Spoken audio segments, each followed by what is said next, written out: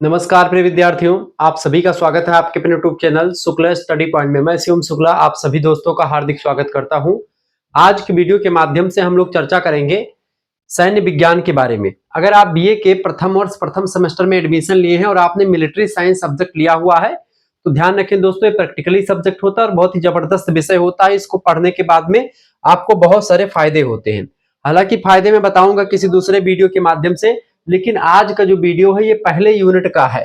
आज हम पहले यूनिट को विस्तार से आपको समझाने का प्रयास करेंगे। एक यूनिट में कम से कम 4 से 5 चैप्टर होते हैं। उन समस्त चैप्टर को एक ही वीडियो के माध्यम से, आज की वीडियो के माध्यम से मैं कवर करूंगा। मैं चाहूं तो 5 वीडियो के माध्यम से इसी को 5 क्लास में आपको बताऊंगा, लेकिन मेरी जो शैली है, मैं विस्तारवादी शैली और इंपॉर्टेंट शैली दोनों को मिला करके चीजों को सरल शब्दों में समझाने का प्रयास करता हूं। हैंड रिटेन नोट्स की व्यवस्था की गई है, सरल शब्दों में आपको बताऊंगा। सबसे इंपॉर्टेंट बात यह है कि बीए के प्रथम और प्रथम सेमेस्टर में है दोस्तों, आपको कंसेप्चुअल एस्पेक्ट्स ऑफ वार के बारे में पढ़ना पड़ता है। ठीक है, कंसेप्चुअल एस्पेक्ट्स ऑफ वार के बारे में हम लोग पढ़ेंगे, यानी युद्ध का संकल्पनात्मक जो अप्रोच है उसके बारे में हम अध्ययन करने वाले हैं। तो इकाई संख्या 1 में क्या शामिल है, इकाई संख्या 2 में, 3 में, 4 में, 5 में, यानी पूरा का पूरा सिलेबस पहले देखेंगे, फिर उसके बाद में इकाई संख्या 1 के समस्त चैप्टर को बहुत ही बारीकी के साथ आपको बताएंगे। यह 2027 की परीक्षा, 28 की परीक्षा, 29 की परीक्षा, किसी में भी आप देने जाएं, आप इंपॉर्टेंट है उसके लिए। महत्वपूर्ण प्रश्न भी हर एक यूनिट के लास्ट में 20 ऑब्जेक्टिव क्वेश्चंस की श्रृंखला भी रखी गई है, जो आपकी परीक्षा के लिए बेहद ही इंपॉर्टेंट है। लिखित टाइप का एक प्रकार से इसमें आपको भी मिलेगा, यानी अति लघु उत्तरीय, लघु उत्तरीय, दीर्घ उत्तरीय सभी टाइप के नोट्स आपको यहाँ पर मिलते रहते हैं। सभी यूनिट के नोट्स मिलेंगे, ये बात भी ध्यान रखेंगे। कैसे प्राप्त करना है ये मैं आपको बताऊंगा जब सिलेबस डिस्कस हो जाएगा उसके बाद में। अब यहाँ पर हम पूरा सिलेबस पहले आपको बताने का प्रयास करते हैं। युद्ध के संकल्पनात्मक पक्ष, सैन्य विज्ञान सिलेबस है ये, बीए प्रथम वर्ष प्रथम सेमेस्टर का। इकाई संख्या 1 में क्या शामिल है देखेंगे। सबसे पहली बात, इकाई संख्या 1 में दोस्तों आपको संकल्पनात्मक निर्माण के बारे में, कंसेप्चुअल फॉर्मुलेशन के बारे में पढ़ना है। रक्षा और सामरिक अध्ययन, ठीक है। रक्षा का अर्थ क्या है, उसकी परिभाषा क्या है। सामरिक अध्ययन यानी कि उसके बारे में स्ट्रेटेजिक स्टडीज का अर्थ और परिभाषा क्या है। महत्व, प्रासंगिकता और अन्य विषयों से साथ रक्षा का क्या विषय है, कि मतलब क्या संबंध है, इन चीजों को हम पढ़ेंगे। फिर दूसरा इसी में आपको पढ़ना युद्ध का अर्थ और परिभाषा, युद्ध की मूल अवधारणाएं, युद्ध के विभिन्न कारण। मूल अवधारणाओं में जैसे कि युद्ध, अभियान, लड़ाई, रणनीति, युद्ध कौशल, सुरक्षा और रक्षा, इसमें क्या डिफरेंस होता है, सब कुछ आज की वीडियो के माध्यम से हम चर्चा करेंगे। और प्राचीन भारतीय युद्ध और रक्षा की जो नीतियां हैं, रणनीतियां हैं, वो सब, यानी कि इतना लंबा आपका इकाई संख्या है कि इसमें कम से कम 5 से 6 चैप्टर आपके समाहित होते हैं, उन सभी को आप पढ़ेंगे। इकाई संख्या 2 की अगर बात की जाए दोस्तों, इकाई संख्या 2 में आपको क्या पढ़ना है, आप यहाँ पर देख पा रहे हो इकाई संख्या 2। इकाई संख्या 2 की अगर बात की है तो इकाई संख्या 2 में आपको पढ़ना है युद्ध के सिद्धांत, प्रिंसिपल्स ऑफ वार, यानी युद्ध के सिद्धांत कौन कौन से उसके बारे में पढ़ेंगे। जैसे कि युद्ध के सिद्धांत में कई सारे सिद्धांत देखेंगे।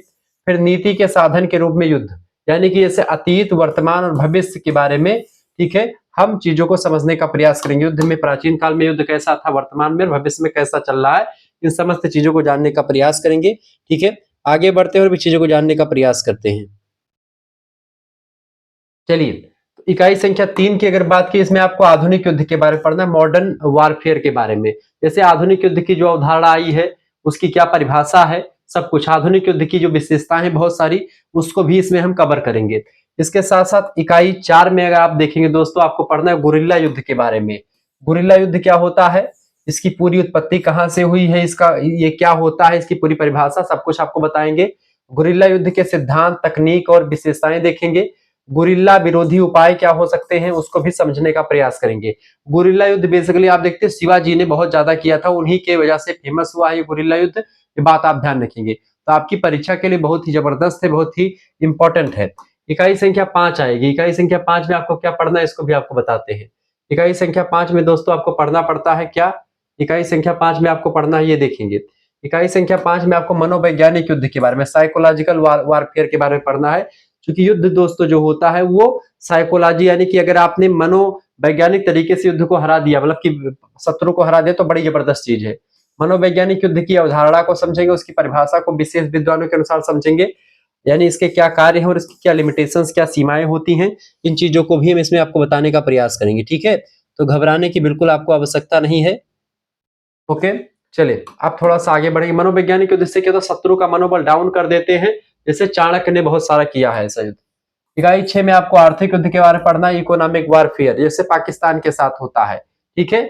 या आप देखते हैं इस समय आप देखते हैं आर्थिक युद्ध में आप तमाम सारी चीजें होती है, जैसे कि किसी भी देश को इतना सक्सेशन लगा तो अमेरिका आर्थिक युद्ध ही करता है बेसिकली।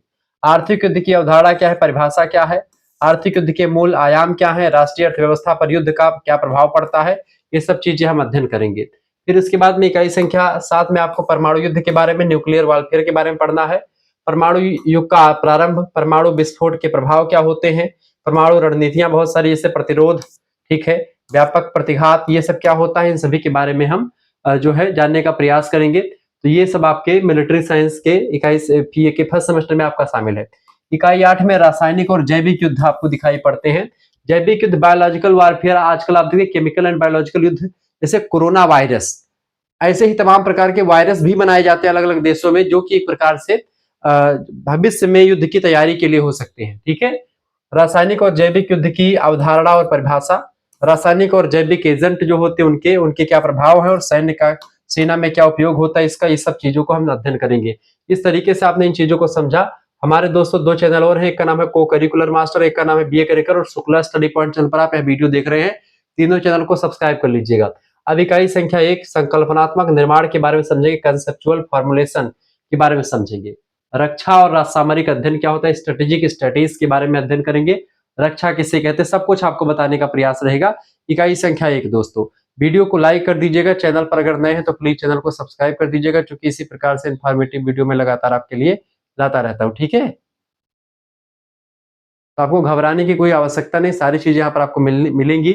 और रक्षा की अगर बात की जाए तो यहाँ पर रक्षा क्या होता है, डिफेंस इसको कहते हैं अंग्रेजी में। किसी राष्ट्र, समाज, व्यक्ति या संगठन को बाह्य या आंतरिक खतरों, आक्रमण एवं हानिकारक शक्तियों से सुरक्षित रखने के समस्त उपायों और तैयारियों को क्या कहते हैं, रक्षा कहते हैं, ठीक है। ये होती है रक्षा दोस्तों, यानी कि अगर आप कोई देश में है तो क्या समाज है, कोई व्यक्ति है, संगठन है, उसको बाह्य और आंतरिक रूप से जो खतरे आते हैं उन खतरों से या आक्रमण से या हानिकारक शक्तियां अगर आपको प्रभावित करती हैं तो उसको उससे सुरक्षित रखने के लिए जो उपाय और तैयारी हम करते हैं, उसी उपाय और तैयारी को हम लोग रक्षा यानी डिफेंस कहते हैं, ठीक है। सामरिक अध्ययन क्या होता है, इसको समझते हैं, स्ट्रेटेजिक स्टडीज, राष्ट्र की सुरक्षा, युद्ध और शांति, सैनिक शक्ति का प्रयोग, नीतियों और योजनाओं का गहन अध्ययन सामरिक अध्ययन कहलाता है। यानी सामरिक अध्ययन में आप राष्ट्र की सुरक्षा के लिए कौन कौन सी नीति आपने बनाई है, युद्ध कैसे होता है, शांति कैसे स्थापित करनी है, सैनिक शक्ति का प्रयोग कैसे करना है, नीति और योजनाओं को कैसे लागू करवाना है, इन सभी का अध्ययन जो होता है सामरिक अध्ययन में जो है किया जाता है।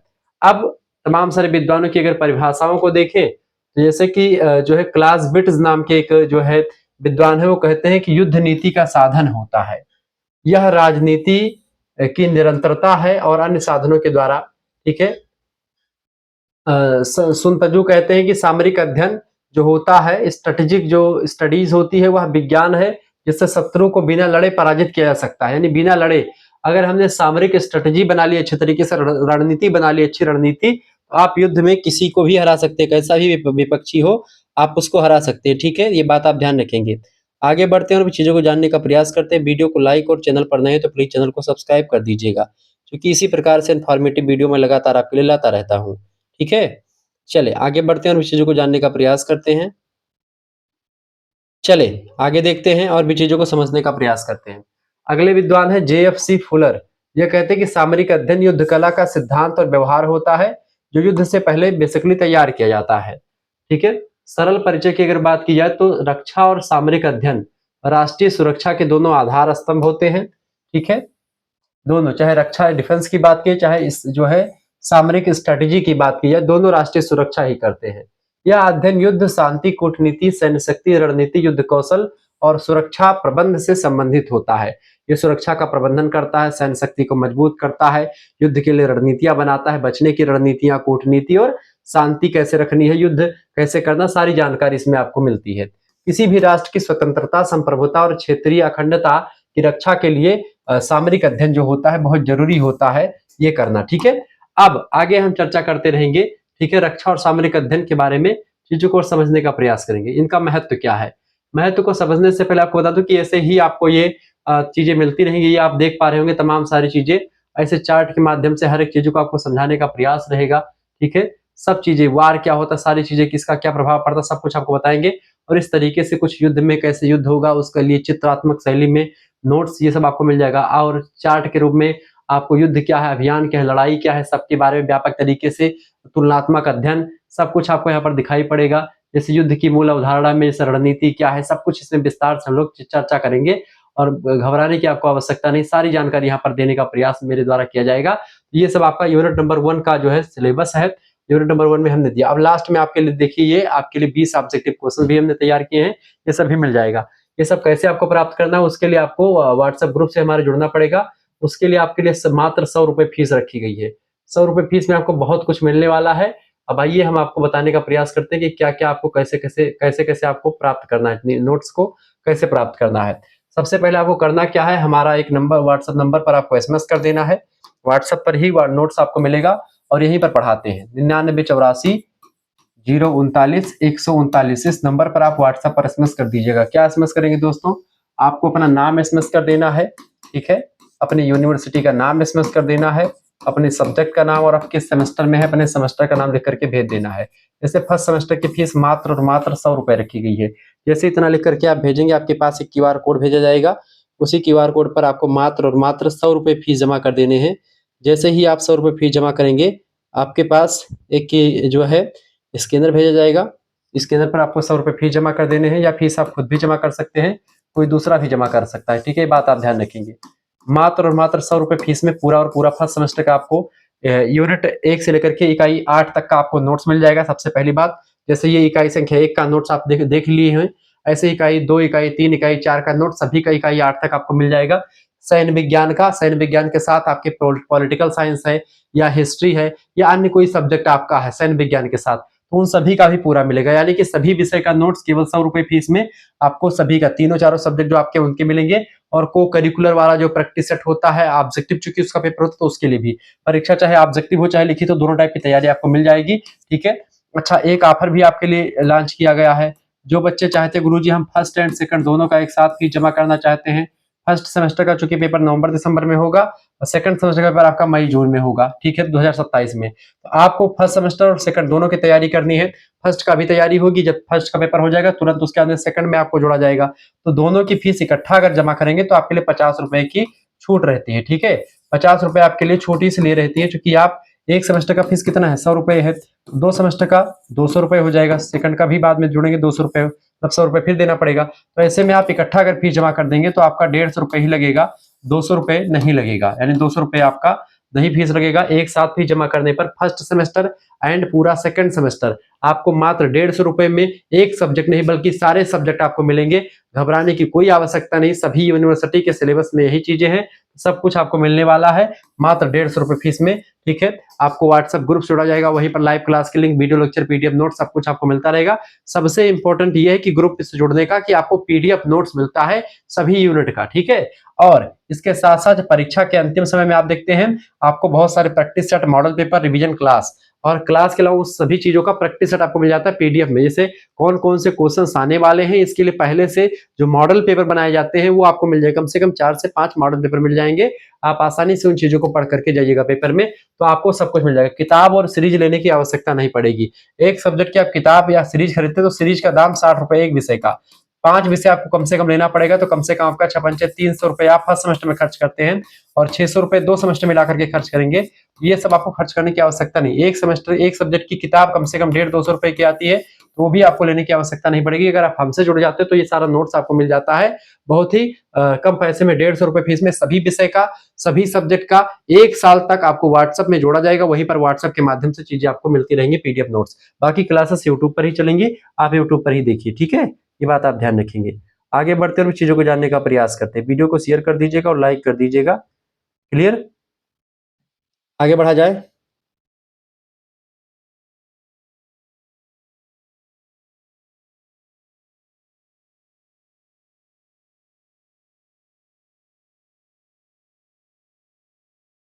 चलिए आगे बढ़ते हैं।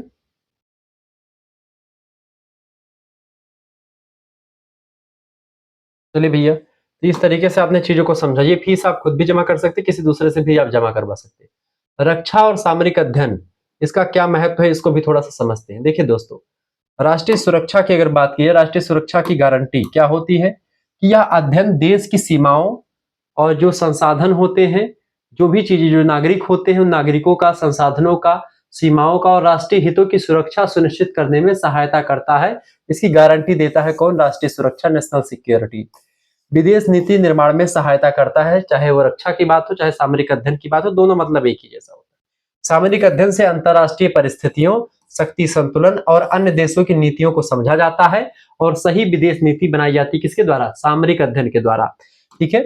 तीसरी बात है, सैन्य शक्ति के प्रभावी उपयोग में सहायता करता है ये, यानी कि यह अध्ययन युद्ध, शांति, रणनीति, युद्ध कला और संसाधनों के उचित उपयोग के लिए मार्गदर्शन प्रदान करता है। क्योंकि ये पहले से अध्ययन कर लेता है कि भाई किस तरीके से काम करेंगे तो क्या फायदा होगा, ये पहले से इसको पता है, तो इस तरीके से वैसा ही काम करें जिससे उचित फायदा हो।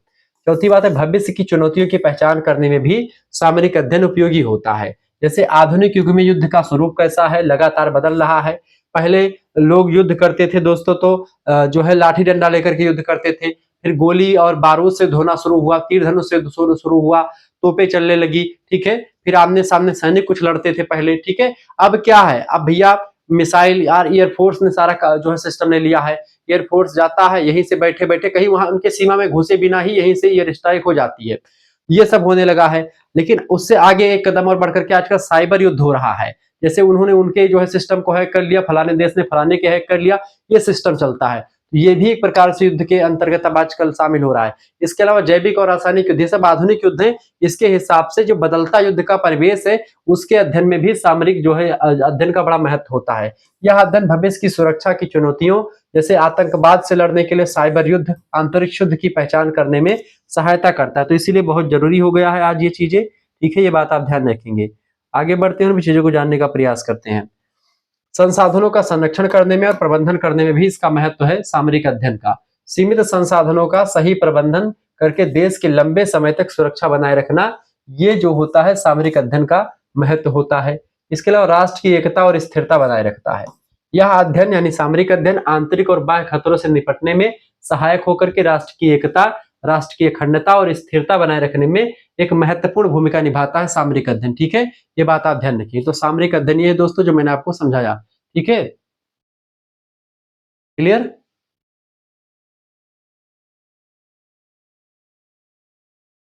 तो सामरिक अध्ययन आपने समझ में आया। सारांश ये कि रक्षा और सामरिक अध्ययन किसी भी राष्ट्र की सुरक्षा, उसकी शक्ति, उसकी नीति, संसाधन का प्रबंधन करना हुआ, स्थिरता के लिए बहुत जरूरी चीज है। चाहे वो रक्षा की बात की है, चाहे वो जो है सामरिक अध्ययन की बात की, दोनों जो होता है राष्ट्र की सुरक्षा, राष्ट्र की शक्ति, राष्ट्र की नीति और संसाधन का प्रबंधन करना हुआ राष्ट्र के, उसमें स्थिरता के लिए बहुत जरूरी होता है। यह अध्ययन न केवल युद्ध की तैयारी करता है बल्कि शांति को बनाए रखने में भी सहायता करता है। तो ये कई मामलों में बिल्कुल सटीक है। ठीक है, ये बात आप ध्यान रखेंगे। अब रक्षा और सामरिक अध्ययन का अन्य विषयों के साथ क्या संबंध है मिलिट्री साइंस का, इसको समझते हैं। देखिए दोस्तों, रक्षा और सामरिक अध्ययन एक बहुविषय यानी मल्टी डिसिप्लिनरी विषय है। इसमें बहुत सारे विषय संबंधित हैं। इसका संबंध अनेक अन्य विषयों से गहराई से जुड़ा हुआ है। इन विषयों से प्राप्त ज्ञान के बिना रक्षा और सामरिक अध्ययन को पूर्ण रूप से समझना संभव नहीं होता। जैसे आप अगर इतिहास को नहीं समझेंगे तो इतिहास में कैसे कैसे युद्ध हुआ, कहाँ कहाँ पर युद्ध हुआ, उसको नहीं समझेंगे तो नहीं जान पाएंगे।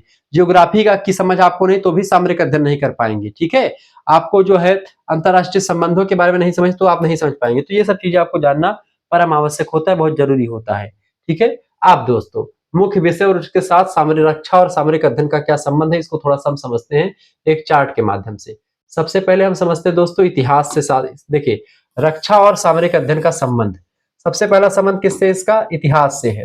देखिए, युद्धों, साम्राज्यों, संधियों और सैन्य घटनाओं के अध्ययन से भविष्य की रणनीति बनती है कि भविष्य में हम किस सिचुएशन में कैसा काम इतिहास में किया जा चुका है और उसी सिचुएशन में हम कैसा काम करें जिससे हमको फायदा मिलेगा कि नुकसान मिलेगा, पहले से हमको पता हो जाता है। इतिहास पढ़ने से, इतिहास की घटनाओं से हम वर्तमान की जो है जो दिक्कतें हैं उससे उसका सामना हम कर सकते हैं, या वर्तमान की समस्याओं का सामना करने में इतिहास से हम मदद ले सकते हैं। इसलिए जब भी रक्षा और सामरिक अध्ययन के संबंध की बात करते हैं, इतिहास नंबर 1 पर आता है। दूसरा होता है राजनीति विज्ञान, इन राष्ट्र की नीतियों, सत्ता, विदेश नीति, संघर्ष और शांति की समझ राजनीति से ही मिलती है, इसलिए राजनीति शास्त्र से भी रक्षा और सामरिक अध्ययन का गहरा संबंध है। तीसरा है भूगोल। भूगोल के बारे में, चूंकि भौगोलिक स्थिति कहाँ पर युद्ध होना है, किस सिचुएशन में हम है, समुद्र है, पठार है, पहाड़ी है, किस एरिया में है, उसका बड़ा जानकारी होना चाहिए। देश की सीमा कहाँ से लगती है, जलवायु कैसी है, स्थलाकृति कैसी है, युद्ध की योजना और सैनिक कार्यों को प्रभावित करने के लिए ये चीजें बहुत जरूरी होती है। हालांकि पर्वत में युद्ध करना तो सैनिक वहां पर पर्वतीय जो ट्रेंड हो उनको भेजना चाहिए, अगर मैदानी भागों में तो मैदानी भागों वालों को भेजना चाहिए, जो जैसे रेगिस्तानी वाले तो रेगिस्तानी वालों को उनके लिए विशेष ट्रेनिंग दी जाती है। इसीलिए आपको भूगोल का ज्ञान होना बहुत जरूरी होता है रक्षा और सामरिक अध्ययन के विशेषज्ञ बनने के लिए। इसके साथ साथ दोस्तों अगर बात की जाए, चौथा होता है आपका अर्थशास्त्र। अर्थशास्त्र यानी कि इकोनॉमिक्स का ज्ञान, क्योंकि आर्थिक शक्ति संसाधन आपके पास कितने हैं, आपका किस किस देशों के साथ कैसा कैसा व्यापार करते हैं, वित्तीय स्थिति आपकी कैसी, ये सब भी जानना बहुत जरूरी होता है। और ये सब चीज अब अर्थशास्त्र के माध्यम से हम जानते हैं, सामरिक अध्ययन में इसका भी अध्ययन किया जाता है। तो राष्ट्र की सैन्य क्षमता को निर्धारित करते हैं अर्थशास्त्र, इसीलिए अर्थशास्त्र भी जरूरी है। अगला है समाजशास्त्र, क्योंकि समाज की संरचना कैसी है, जनमत किस तरफ है, राष्ट्रीय भावना कैसी है, सामरिक एकता, युद्ध और शांति दोनों पर प्रभावित करते हैं समाजशास्त्र से। तो ये रक्षा और सामरिक अध्ययन का संबंध समाजशास्त्र से भी है। इसके अलावा विज्ञान और प्रौद्योगिकी से भी है। अब इसको समझने का प्रयास करें, विज्ञान और प्रौद्योगिकी से भी इसका संबंध है। कैसे है आप देखें, जैसे आधुनिक हथियार, संचार, परमाणु तकनीक, रडार, उपग्रह, इन सभी का सामरिक शक्ति, मतलब ये सभी सामरिक शक्ति को बढ़ाते हैं। ये सामरिक अध्ययन का संबंध इससे भी है। इसके अलावा अगला संबंध किससे भैया, देखिए मनोविज्ञान से भी। मनोविज्ञान से कैसे है, देखिए नेतृत्व करना हुआ तो लीडरशिप कौन करेगा, जो सबसे बढ़िया नेता होगा, ठीक है। सैनिकों का मनोबल बढ़ाना हुआ, प्रचार करना, मनोवैज्ञानिक युद्ध करना और निर्णय क्षमता में मनोविज्ञान जो है सहायता करता है। तो रक्षा और सामरिक अध्ययन का विषय क्षेत्र यहाँ तक भी शामिल है। इसके साथ साथ आपका अगला होता है अंतरराष्ट्रीय संबंध, ठीक है। ये भी यानी अंतरराष्ट्रीय संबंध क्या करता है, विश्व शांति, वैश्विक संगठन, संधियां, सहयोग, विवाद और युद्ध की रोकथाम में महत्वपूर्ण भूमिका निभाता है अंतरराष्ट्रीय संबंध। रक्षा और सामरिक अध्ययन का संबंध इस विषय से भी, चूंकि इसमें इन सभी चीजों पर फोकस किया जाता है। तो इस तरीके से यहाँ पर आपने संबंधों को समझा कि जो है सामरिक अध्ययन और रक्षा, इनका दोनों का संबंध जो है विभिन्न देशों से किस तरीके, मतलब विभिन्न सब्जेक्ट से कैसे रहा है, यानी अन्य विज्ञानों के साथ इसका आपने संबंध देख लिया है। अब यहाँ पर यही चीज को थोड़ा सा आप इस तरीके से अगर समझना चाहे तो इस तरीके से भी देख लीजिएगा, जैसे इतिहास के साथ क्या संबंध है। भूतकालीन युद्धों और घटनाओं से भविष्य की रणनीति बनाने में सहायता मिलती है। राजनीति विज्ञान से राष्ट्रीय नीतियों और शक्ति संरचना की समझ प्रदान करता है। भूगोल युद्ध क्षेत्र, सीमाएं और संसाधनों की भौगोलिक जानकारी देता है। वहीं पर अर्थशास्त्र की अगर बात की जाए, युद्ध की लागत कितनी होगी, संसाधन, आर्थिक योजना बनाने में सहायता करता है। समाजशास्त्र जनता का समर्थन, सामाजिक एकता और मनोबल को मजबूत करता है। वहीं विज्ञान और प्रौद्योगिकी की अगर बात की जाए तो आधुनिक हथियार और तकनीकी श्रेष्ठता प्रदान करते हैं हमको। मनोविज्ञान मानव व्यवहार, मनोबल और मनोवैज्ञानिक रणनीति बनाने में सहायता करते हैं। अंतरराष्ट्रीय संबंध वैश्विक शांति, सहयोग और संघर्ष समाधान में मार्गदर्शन करते हैं। तो इन सभी विषय का संबंध किससे है, रक्षा और सामरिक अध्ययन से है। ये बात आप ध्यान रखेंगे। और रक्षा और सामरिक अध्ययन में ये सारे उनके योगदान हैं जो यहाँ पर मैंने लिख रखे हैं। आप इस तरीके से इन चीजों को आप आराम से पढ़ सकते हैं, समझ सकते हैं। ये सब चीजें बहुत ही बारीकी के साथ मैंने आपको यहाँ पर लिख रखी है। बहुत ही सरल भाषा में यहाँ पर चीजें तैयार की गई हैं। आप इनको पढ़ेंगे तो आराम समझ में आ जाएगा। एक बार पीडीएफ पढ़ेंगे, एक बार ये वीडियो देख रहे हैं, आपका क्लियर हो जाएगा। युद्ध, अब अगला आपका है जो है चैप्टर युद्ध क्या है, ठीक है। युद्ध के बारे में हम समझने का प्रयास करते हैं, ठीक है।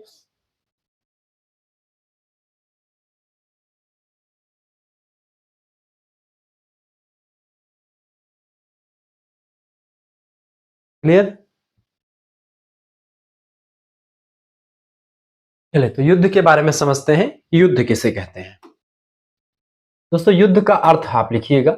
युद्ध दोस्तों दो या दो से अधिक देशों के बीच में या किसी राज्यों के बीच में हो सकता है, या दो या दो से अधिक समूहों के बीच में भी युद्ध हो सकता है, या किसी संगठित शक्तियों के बीच में, दो संगठित शक्तियां हैं उनके बीच में भी हो सकता है, दो समूहों के बीच में भी हो सकता है, दो या दो से अधिक राज्यों के बीच में, दो या दो से अधिक कंट्री यानी देशों के बीच में भी युद्ध हो सकता है, ठीक है। तो शक्तियों के बीच अपने मत, अपने हितों और अपने अधिकारों या अपने संसाधनों की प्राप्ति एवं विरोधी को हानि पहुंचाने के उद्देश्य से किया गया सशस्त्र संघर्ष होता है। यानी शस्त्र के साथ में किया गया संघर्ष जो आपको या तो अपने हित को दिलवाता है, या अपने मत को सर्वोपरि बनवाता है, या आपके अधिकारों की मांग आपके अधिकारों को दिलवाता है या संसाधनों की प्राप्ति के लिए। जैसे कि कहीं पर कोयला निकला, अब उस पर वर्चस्व प्राप्त करने के लिए दो देश सामने आ गए, अब दोनों युद्ध कर रहे हैं कोयला प्राप्त करने के लिए, तो संसाधनों की प्राप्ति के लिए युद्ध हो गया। ठीक है, अधिकार प्राप्त करने के लिए, जैसे कि कोई नदी है, मान लेते हैं नदी पर किसका, मान लेते हैं पाकिस्तान का अधिकार है, भारत का अधिकार है, तो उस अधिकार के लिए भी युद्ध होते हैं। अपने हित के लिए, लोग अपना फायदा चाहते हैं तो अपने फायदे के लिए किया गया युद्ध, अपने मत को ऊपर करने के लिए, अपने धर्म को, अपने विचार को ऊपर करने के लिए, ये सब चीजें। तो इस तरीके से शस्त्र के साथ संघर्ष होता है और इन्हीं सभी उद्देश्यों से अपने अपने बीच शक्तियों से क्या होता है, अपने मत को आगे बढ़ाने, अपने हितों की साधन पूर्ति करने के लिए, अपने अधिकारों संसाधनों की प्राप्ति के लिए दो या दो से अधिक देशों, राज्यों, समूहों या संगठित शक्तियों के बीच में हो सकता है। ठीक है, तो युद्ध ये होता है। परिभाषाओं को अगर समझने का प्रयास कीजिएगा तो परिभाषाएं जैसे विभिन्न विद्वानों ने अपने अपने हिसाब से दी है, जैसे कि क्लाज़विट्ज़ नाम के विद्वान, उन्होंने कहा कि युद्ध राजनीति की अन्य साधनों के द्वारा की गई निरंतरता होती है, यानी युद्ध का संबंध राजनीति से होता है और यह राजनीति के उद्देश्यों की प्राप्ति का साधन होता है। इनके कहने का मतलब यह क्लाज़विट्ज़ के कि जो है अगर युद्ध किया जाता है तो वो पॉलिटिकली किया जाता है, यानी राजनीतिक हित साधने के लिए या राजनीतिक वर्चस्व की प्राप्ति के लिए किया जाता है, राजनीतिक उद्देश्यों की प्राप्ति के लिए किया जाता है, ऐसा क्लाज़विट्ज़ कहते हैं। सुन तजू कहते हैं कि युद्ध जो होता है छल कपट की एक कला होती है। क्या होती है? छल कपट की कला होती है, यानी कि युद्ध में बुद्धि, योजना, गोपनीयता और रणनीति का विशेष महत्व होता है। वहीं पर जेएफसी फुलर कहते हैं कि युद्ध जो होता है एक ऐसी प्रोसेस है, ऐसी प्रक्रिया है जिसमें राज्य अपनी इच्छा शत्रु पर थोप देता है, अपनी इच्छा को, अपने विचार को थोपने का काम करता है। यानी युद्ध का उद्देश्य अपनी इच्छा और अपनी नीति को विरोधी जो लोग हैं उन पर लागू करना होता है, उन पर थोपना होता है। ये कहते हैं जेएफसी फुलर नाम के विद्वान। ठीक है, आगे बढ़ते और भी चीजों को जानने का प्रयास करते हैं। चलिए अगला युद्ध के अगला होता, अगले विद्वान है आपके जर्नल स्मुट्स। कहते हैं ये युद्ध मानवता की असफलताओं की अभिव्यक्ति होती है, यानी कि युद्ध मानव की कमजोरियों, लोभ, स्वार्थ और असहयोग का परिणाम होता है। ठीक है, तो इस तरीके से युद्ध के बारे में हमने समझा। युद्ध बेसिकली ये सब चीजें होती हैं। सभी संघर्ष दोस्तों युद्ध नहीं होते, ये बात भी ध्यान रखेंगे। जैसे हड़ताल को युद्ध नहीं, विरोध कोई युद्ध नहीं है, प्रदर्शन करना, असंतोष होना किसी मुद्दे को लेकर के युद्ध नहीं होता है।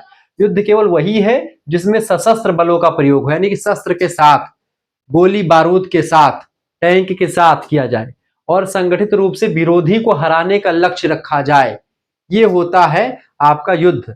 ठीक है, हड़ताल तो अपने मांग को करने के लिए होता है, अपने देश में ही होता है, तो वो एक प्रकार से युद्ध नहीं कहलाता है।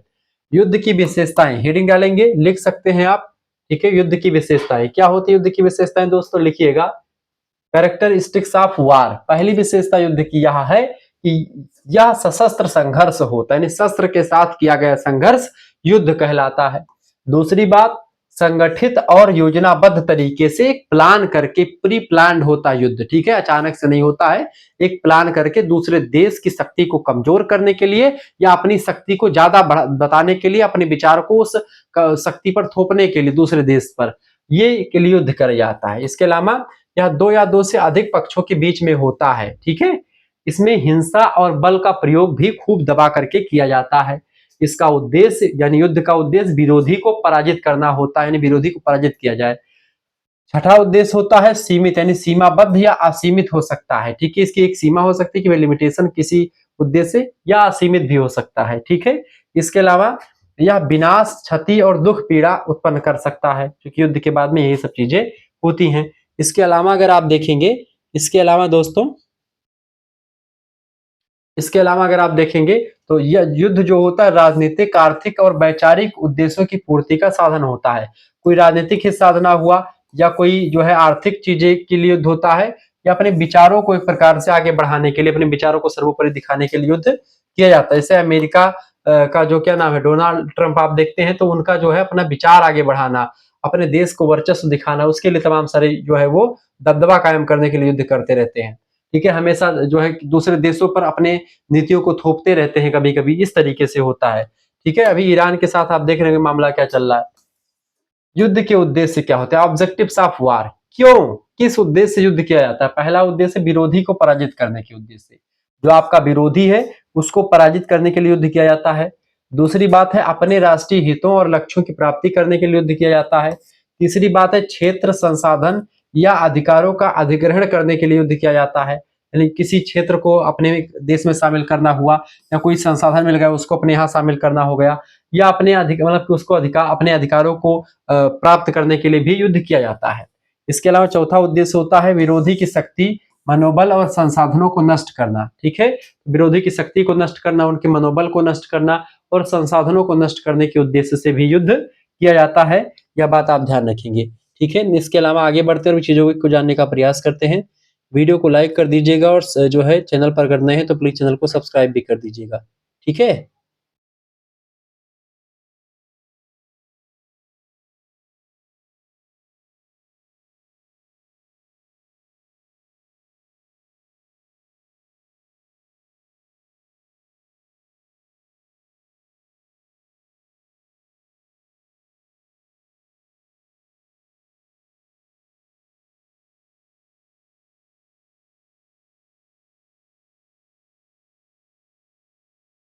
क्लियर।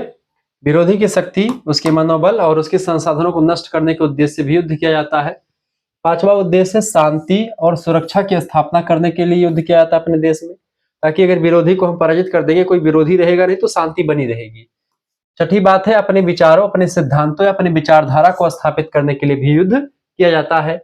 इसके साथ साथ दोस्तों प्रतिशोध, यानी कि कोई बदला रहा आपके मन में, कोई प्रतिरोध है, या उत्तर की कार्रवाई करना कि आपने हम पर अटैक किया था तो हम भी आप पर करेंगे, तो इन सभी उद्देश्य को ध्यान में रख करके युद्ध किया जाता है। ठीक है, ये बात आप ध्यान रखेंगे। अब युद्ध कई कारणों से किया जाता है। अब युद्ध के कारण को समझते हैं, युद्ध की विशेषताएं, युद्ध का उद्देश्य, युद्ध की परिभाषा, युद्ध का अर्थ आपने समझ लिया। अब युद्ध के कारण को समझते हैं। ठीक है, क्यों होता है युद्ध। दोस्तों युद्ध के लिए कभी कभी आकस्मिक रूप से नहीं होते, युद्ध की अचानक से हो जाए, इसके पीछे कई कारण होते हैं और वो कारण कई वर्षों से काम कर रहे होते हैं। ठीक है, जैसे पहला होता है राजनीतिक कारण, यानी कि पॉलिटिकल रीजन, शक्ति की प्राप्ति करने के लिए युद्ध होता है पहला। ठीक है, राजनीति। दूसरा प्रभाव विस्तार, वर्चस्व की स्थापना, शासन परिवर्तन, नीतिगत मतभेद या विचारात्मक विरोध, इनकी वजह से युद्ध किया जाता है। जैसे प्रथम विश्व युद्ध जो हुआ था 1914 से 1918 का, एक प्रमुख कारण था यूरोपीय शक्तियों के बीच राजनीतिक प्रतिद्वंदता कि कौन आगे बढ़ेगा, कौन पूरे यूरोप को अपने जो है कब्जे में कर लेगा, इसके लिए युद्ध होता था। और कभी कभी होता था, आप देखते हैं जब कंपनियां भारत में आई, विदेशी कंपनियां, तो यहाँ पर आर्थिक युद्ध हो रहे थे, यानी कि हर एक कंपनी अपना एकाधिकार जमाना चाहती थी कि हम ही केवल रहे यहाँ पर। तो यहाँ पर इंग्लैंड की जो कंपनी थी, ब्रिटिश ईस्ट इंडिया कंपनी, वो हावी हो जाती है और चीजें नहीं। ठीक है, आगे बढ़ते हैं।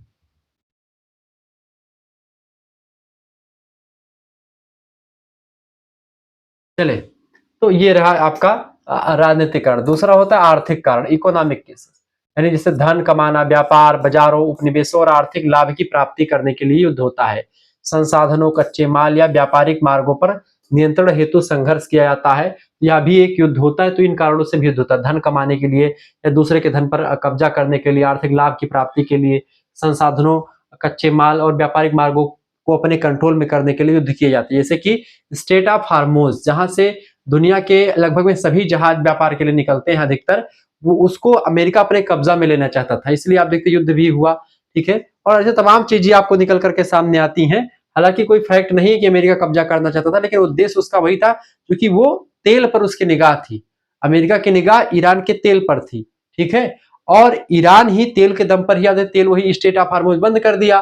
पूरा संसार जो था एकदम से घबरा सा गया। भारत पर इसका सबसे अधिक प्रभाव पड़ा, भारत इन दुनिया के अन्य देशों पर पड़ा। उदाहरण के रूप में अगर आप देखें, द्वितीय विश्व युद्ध जो हुआ 1939 से 1945, आर्थिक कारणों में बाजारों और उपनिवेशों के लिए होड़ में ये हुआ था, क्योंकि यहाँ पर सब आगे बढ़ने की होड़ में लगे हुए थे, तो ये युद्ध ऐसे हुआ था। हालांकि 1918 तक जो युद्ध चला था, 1914 से 18 प्रथम विश्व युद्ध, उसी की वजह से द्वितीय विश्व युद्ध हुआ था, लेकिन कहीं ना कहीं पे अपने वर्चस्व को बढ़ाने के लिए भी यह युद्ध हुआ था। तीसरी बात है धार्मिक कारण, धर्म के प्रचार, संरक्षण, विस्तार के लिए युद्ध होते रहे हैं। धार्मिक मान्यताओं को थोपने के लिए अपने संप्रदाय, अपने पवित्र स्थलों को लेकर के संघर्ष होते रहे हैं। आप देखते हैं हिंदू धर्म ने कभी प्रचार प्रसार पर ध्यान नहीं दिया, लेकिन जैसे ईसाई लोग हो गए या मुस्लिम लोग हो गए, इन लोगों ने अपने धर्म के प्रचार प्रसार के लिए काफी काम किया है और दूसरे के धर्म की चीजों को जो है दबा करके उनको अपने मिलाने का काम किया है। ठीक है, अच्छा, हिंदू ने कभी ऐसा नहीं किया है। ठीक है, कि दूसरे धर्म को कभी डांट डपट करके अपने अंदर किया हो या उनको जो डरा धमका करके किया हो, ठीक है। लेकिन आप देखेंगे अन्य धर्म के लोगों ने खूब किया है। जैसे आप देखते हैं यहाँ पर तमाम सारे क्रूसेड युद्ध हो गए 11वीं से 13वीं शताब्दी में, धार्मिक कारणों से तमाम सारे युद्ध लड़े गए। ऐसे होता है क्षेत्रीय कारण, जैसे कि आर्थिक भूमि, अधिक भूमि प्राप्त करने के उद्देश्य से, अपने सीमा का विस्तार करने से। चाइना है, चाइना अपनी सीमा का विस्तार हमेशा करना चाहता है। वो चाहता है कि भारत का भी थोड़ा बहुत कब्जा कर ले, उधर हम म्यांमार को भी कब्जा ले, इधर जो है तिब्बत को कब्जा ही रखा है, ठीक है। उधर पाकिस्तान के कुछ हिस्सों पर अपना चीजें डेरा जमा कर रखा है, उधर श्रीलंका में तमाम सारा फैला के रखा है। तो सीमाओं को लेकर के विवाद का अतिक्रमण, उधर जैसे रूस यूक्रेन युद्ध जो हुआ 2014 से चल रहा है, ये इसी का परिणाम है, ठीक है। ये इसी का क्षेत्रीय विवाद ही है। भारत पाकिस्तान युद्ध, भारत चाइना के तमाम सारे युद्ध, ये सब सीमा विवाद को लेकर के हुए हैं, ठीक है। अगला क्षेत्रीय कारण है ये सब। राष्ट्रीयता का कारण चौथा, पांचवा आपका है राष्ट्रीयता की वजह से युद्ध होते हैं। अपने राष्ट्र की एकता, गौरव और स्वतंत्रता की भावना, राष्ट्रीय हितों की रक्षा या राष्ट्र निर्माण के लिए जब युद्ध किया जाता है तो ये होता है। जैसे इटली और जर्मनी का एकीकरण 19वीं शताब्दी में हुआ, राष्ट्रीयता की भावना से प्रेरित था, इसलिए वहां पर जो जनता ने सशस्त्र विद्रोह कर दिया था। छठा था संसाधनों की प्रतिस्पर्धा।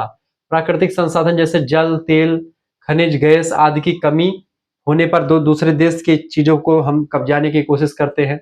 संसाधनों पर नियंत्रण के लिए देशों के बीच में संघर्ष होते रहे हैं। मध्य पूर्व के देशों के बीच में तेल पेट्रोलियम को लेकर के हमेशा से मारपीट होती रही है। संसाधनों को लेकर के निरंतर संघर्ष होता रहा है। ये सब चीज जो संसाधन को कब्जाने के लिए युद्ध होता है वो ये होते हैं, ठीक है। वहीं पर आप देखते हैं वैचारिक संघर्ष, आइडियोलॉजिकल कॉन्फ्लिक्ट आप देखते हैं। भिन्न भिन्न विचारधाराओं जैसे साम्यवाद बनाम पूंजीवाद। साम्यवाद रूस समर्थक है, पूंजीवाद का जो है अमेरिका समर्थक है। दोनों के बीच में बड़ा युद्ध आपको दिखाई पड़ेगा। लोकतंत्र बनाम तानाशाही की वजह से संघर्ष होता रहा है। शीत युद्ध हुआ, कोल्ड वार। अमेरिका पूंजीवादी विचारधारा का देश है, वहीं पर सोवियत संघ साम्यवाद का है। पूंजीवाद मतलब कि सब कैपिटलिज्म, यानी कि सब कुछ प्राइवेट चीजें होंगी। रूस सब कुछ सरकारी चीजें होंगी। और इन दोनों की जो विचारधारा है, इन दोनों की विचारधाराओं की वजह से संघर्ष हुआ। शीत युद्ध में अमेरिका रूस सामने आमने करके नहीं लड़े थे, बस केवल दूर दूर से ही विचारों के पर युद्ध हो रहा था। वो दूसरे अपने देश, अमेरिका रूस के पड़ोसी देश को अपने साथ कर लेता था, जैसे यूक्रेन को, और रूस जो होता था अमेरिका के बगल वाले देश को अपने में कर लेता था। तो ये वैचारिक संघर्ष था जो काफी लंबा चला। निष्कर्षता कह सकते हैं युद्ध के कारण अनेक और जटिल, मतलब युद्ध के कारण जो होते हैं बहुत सारे होते हैं, और ये एक प्रकार से जटिल कारण होते हैं। बहुत सारे कारण होते हैं, एक कारण से युद्ध नहीं होता। अक्सर ये कारण आपस में जुड़े रहते हैं और मिलजुल करके युद्ध की स्थिति उत्पन्न कर देते हैं। एक कारणों से युद्ध नहीं होता है, कई कारण जब मिलते हैं तब जाकर के युद्ध की भूमिका तैयार होती है। ये बात आप ध्यान रखेंगे, ठीक है। आगे बढ़ते हैं और भी चीजों को जानने का प्रयास करते हैं। क्लियर?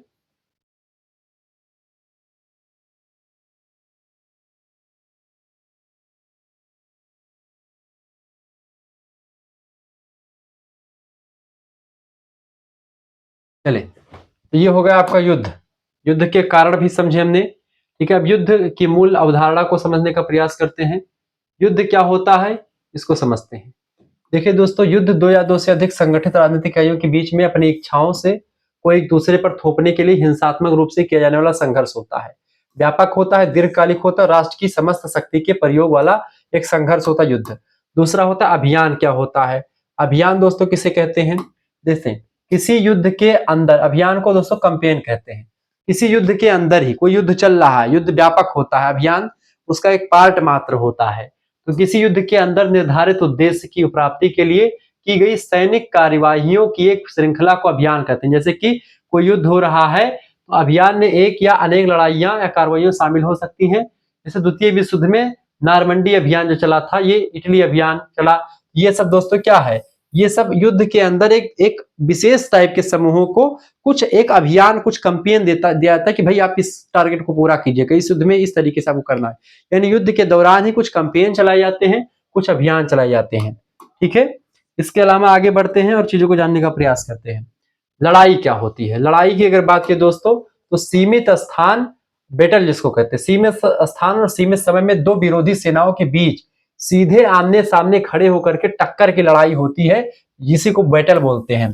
जैसे कि युद्ध जो होता है दोस्तों कई टाइप का होता है, लेकिन बैटल जो होता है जैसे कि इधर सेना खड़ी है, ये इधर सेना ये खड़ी है, आमने सामने खड़े होकर के तलवारबाजी से, तीरंदाजी से, तोपबाजी से युद्ध कर रहे हैं, ठीक है। कोई वैचारिक संघर्ष, आमने सामने से पहले के युद्ध होते थे, जैसे तराइन के मैदान में, तराइन का पहला द्वितीय युद्ध, ये सब युद्ध होते थे। इन्हीं को, सॉरी, इनको क्या कहते हैं? बैटल।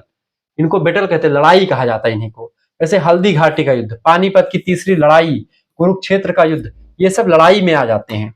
लड़ाई यानी बैटल, कैंपेन और वार, इन तीनों में डिफरेंस आपने समझ लिया। तीनों को फिर से एक बार हम चार्ट के रूप में समझने का प्रयास करते हैं तीनों के बारे में। देखिए, युद्ध की अगर बात करें, युद्ध की अवधारणा व्यापक है और दीर्घकालिक है। हिंसात्मक संघर्ष होता है युद्ध। अभियान क्या होता है इसकी अवधारणा दोस्तों? युद्ध के भीतर एक उद्देश्य की प्राप्ति के लिए सैन्य कार्रवाइयों की एक श्रृंखला होती है, उसी श्रृंखला को अभियान कहते हैं, कैंपेन कहते हैं। लड़ाई क्या है? सीमित समय और स्थान में सीधी टक्कर होती है, आमने सामने भिड़ जाते हैं शत्रु और लड़ते हैं खूब जबरदस्त तरीके से। ठीक है, ये होता है वो। क्लियर? आगे बढ़ते हैं और भी चीजों को जानने का प्रयास करते हैं।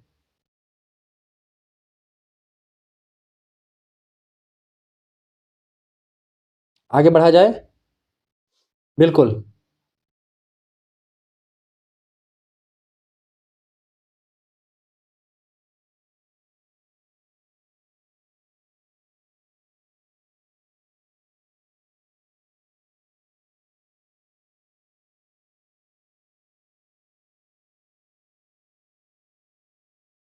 आगे बढ़ते हैं और भी चीजों को जानने का प्रयास करते हैं। वीडियो को लाइक कर दीजिएगा, चैनल पर अगर नए हैं तो प्लीज चैनल को सब्सक्राइब भी कर दीजिएगा, क्योंकि इसी प्रकार से इंफॉर्मेटिव वीडियो मैं लगातार आपके लिए लाता रहता हूं। ठीक है, चलें। अच्छा, परिधि में क्या अंतर है? क्षेत्र। देखिए, युद्ध का क्षेत्र बहुत ही व्यापक होता है, देश या क्षेत्र स्तर पर हो सकता है, एक बड़े लेवल पर होता है। अभियान जो था सीमित क्षेत्र और किसी मोर्चे पर केंद्रित होता है। ठीक है, इसके अलावा लड़ाई बहुत सीमित क्षेत्र में होती है, एक मैदान होता है, उसी मैदान में सेनाएं आमने सामने खड़े होकर के मारपीट कर लेती हैं। ठीक है, समयावधि की अगर बात की तो युद्ध का समयावधि लंबे समय तक दीर्घकालिक होता है, कई महीने कई वर्षों तक युद्ध चलता है। अभियान दोस्तों मध्यम अवधि का होता है, दिनों सप्ताहों या महीनों तक चल सकता है अभियान। ठीक है, जबकि लड़ाई जो होती है बहुत अल्प अवधि, कुछ घंटों में, कुछ दिनों में, 4-5 दिनों में, ऐसे 18 दिनों में महाभारत का युद्ध आमने सामने लड़ा गया, खत्म हो गया।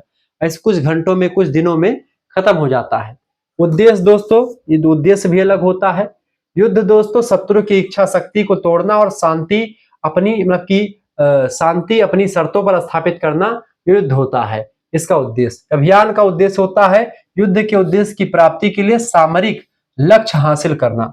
वहीं लड़ाई का उद्देश्य होता है तत्काल सामरिक लाभ प्राप्त करना, तुरंत जो है युद्ध में जो सेना जीती, राजा को मारो, आराम से गद्दी हथियार लो, ये सिस्टम होता था।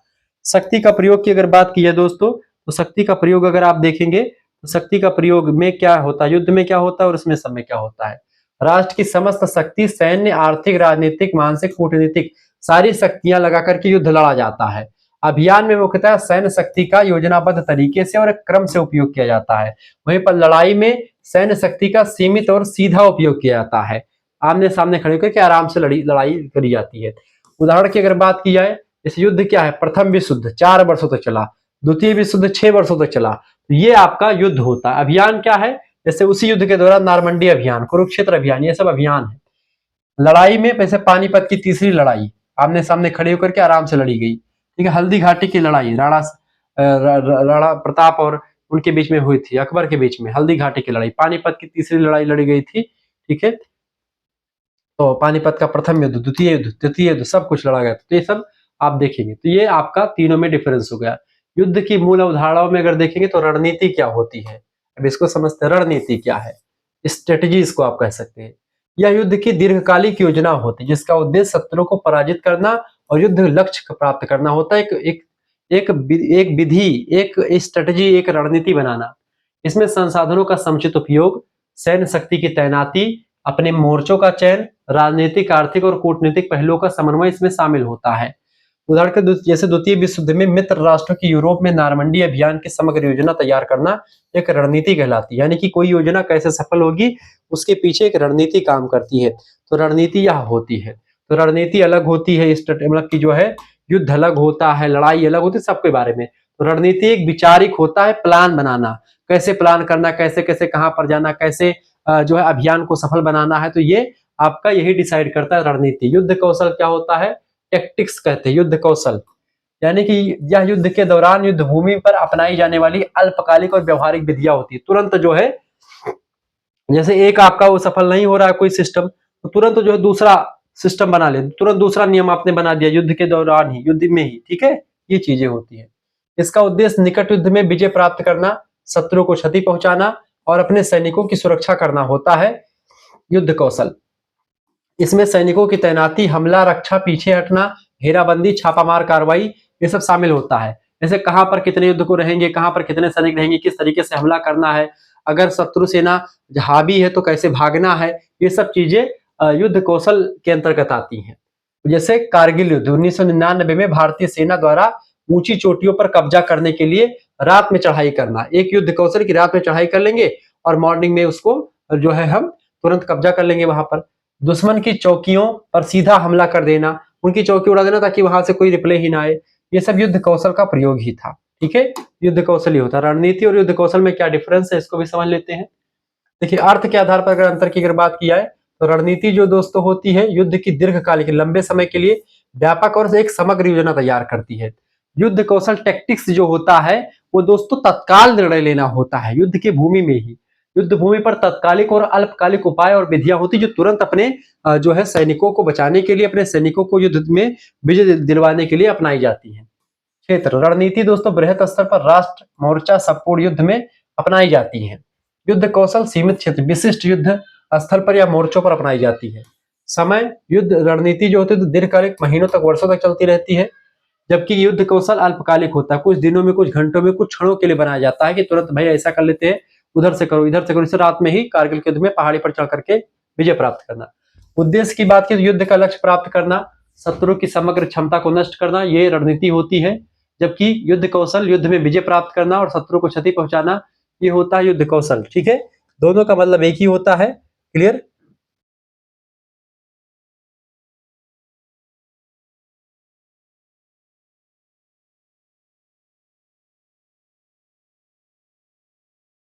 स्वरूप की अगर बात की तो स्वरूप में भी डिफरेंस है। जैसे मानसिक, योजनाबद्ध और व्यापक होता है रणनीति, ठीक है, जबकि युद्ध कौशल व्यवहारिक होता है, प्रत्यक्ष और क्रियान्वित हो, तुरंत उसको आप अप्लाई भी कर देते हैं। जैसे कि अगर युद्ध करें तो व्यवहारिक है, सेना को बुलाया सेनापति ने कि भाई देखिए मामला बिगड़ रहा है, ये प्लान हम नहीं एग्जीक्यूट नहीं हो पा रहा, दूसरा प्लान तुरंत बता दिए, वो होता है आपका युद्ध कौशल। प्रत्यक्ष, तुरंत सामने का सामने बताकर क्रियान्वित, और ये आप प्रत्यक्ष रूप से कहीं पर, कहीं दूर बैठा व्यक्ति डिसाइड कर लेता है कि भाई ऐसे से आपको युद्ध करना है, वो चीजें होती है। निर्णय स्तर, उच्च नेतृत्व राजनीतिक और सैन्य नेतृत्व के द्वारा जो है रणनीति बनाई जाती है, जबकि युद्ध कौशल मध्य और निम्न स्तर के कमांडर के द्वारा बनाई जाती है। जो युद्ध में ही है, सेनापति जो युद्ध करने के लिए खुद गया है वो नियम डिसाइड यहाँ पर करता तुरंत अपने हिसाब से। ठीक है, उदाहरण के रूप में द्वितीय विश्व युद्ध में मित्र राष्ट्रों की समग्र युद्ध योजना बनाना, जबकि युद्ध कौशल क्या होता है, द्वितीय विश्व युद्ध में किसी विशेष युद्ध जैसे कि जो है स्टालिन वाद की जो लड़ाई है, स्टैलिनग्राद की लड़ाई में सैनिकों की तैनाती करना और हमला करना, यानी तत्काल युद्ध के मैदान में ही डिसाइड करना, निर्णय लेना, ये इसमें शामिल होता है युद्ध क्षेत्र में ही। ठीक है, ये दोनों हो गया। अच्छा, सुरक्षा ने सिक्योरिटी और रक्षा, डिफेंस में क्या डिफरेंस होता है, अर्थ समझते हैं हम सुरक्षा के। सिक्योरिटी क्या होती है, दोनों में विशेष अंतर नहीं होता है। रक्षा दोस्तों बस कुछ ही क्षेत्र के लिए होती है, सुरक्षा लंबी चौड़ी होती है। सुरक्षा, सिक्योरिटी, किसी व्यक्ति, किसी समाज, किसी राज्य, किसी राष्ट्र को बाहरी और आंतरिक खतरों, आंतरिक जोखिमों, बाहरी खतरे, बाहरी जोखिमों या अनिश्चितताएं जो होती है उन सभी से बचाने की स्थिति को सुरक्षा कहते हैं। सुरक्षा, इसमें आपका अपना रक्षा करना और सैनिकों को जो है यहां से भगाना भी सब कुछ शामिल होता है, सभी प्रकार की सुरक्षा।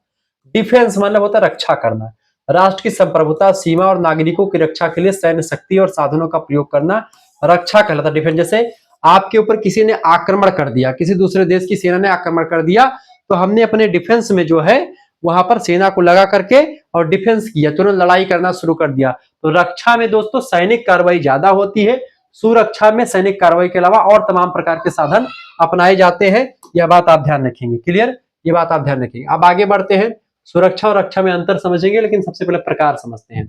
देखिए, सुरक्षा का प्रकार, जैसे आंतरिक सुरक्षा, बाह्य सुरक्षा, मानव सुरक्षा, आर्थिक सुरक्षा और पर्यावरणीय सुरक्षा, ये सब सुरक्षा में शामिल होते हैं। पर्यावरण की सुरक्षा करनी है, अर्थ मतलब कि रुपया पैसे बचाने हैं, मानव की सुरक्षा करनी, बाह्य सुरक्षा, आंतरिक सुरक्षा, सब सुरक्षा के प्रकार हैं। रक्षा के कई प्रकार, जैसे स्थलीय रक्षा यानी कि लैंड की रक्षा करना, ठीक है, यानी हमारे सीमा में कोई ना आए।